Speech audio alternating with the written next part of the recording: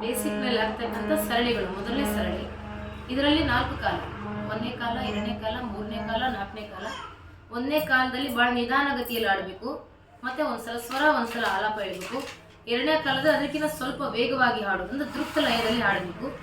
2 ಸಲ ಸ್ವರ, 2 ಸಲ ಆಲಾಪ.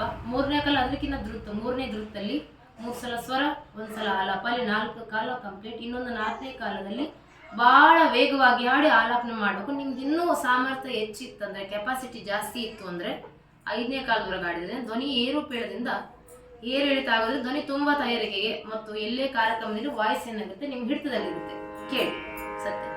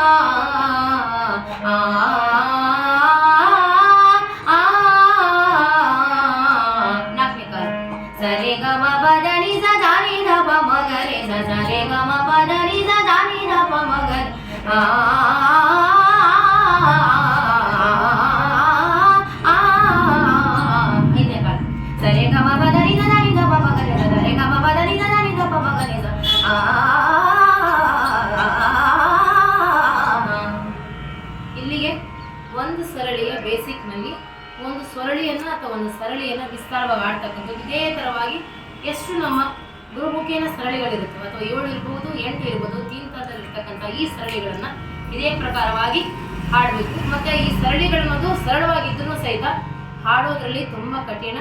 ಈ ಥರ ಮಾಡಿದ್ರೆ ಧ್ವನಿ ಮತ್ತು ನಮ್ಮಲ್ಲಿರ್ತಕ್ಕಂಥ ಉಸಿರಿನ ಸ್ಥಿತಿ ಅಂದರೆ ಕೆಪಾಸಿಟಿ ಎಷ್ಟಿರುತ್ತೆ, ಆಮೇಲೆ ಮುಂದಿನ ಒಂದು ಬರ್ತಕ್ಕಂಥ ಸಂಗೀತದ ಕಠಿಣ ಸ್ವರಗಳಿಗೆ ಇವು ತುಂಬ ಉಪಯುಕ್ತವಾಗ್ತವೆ. ನಮಸ್ತೆ.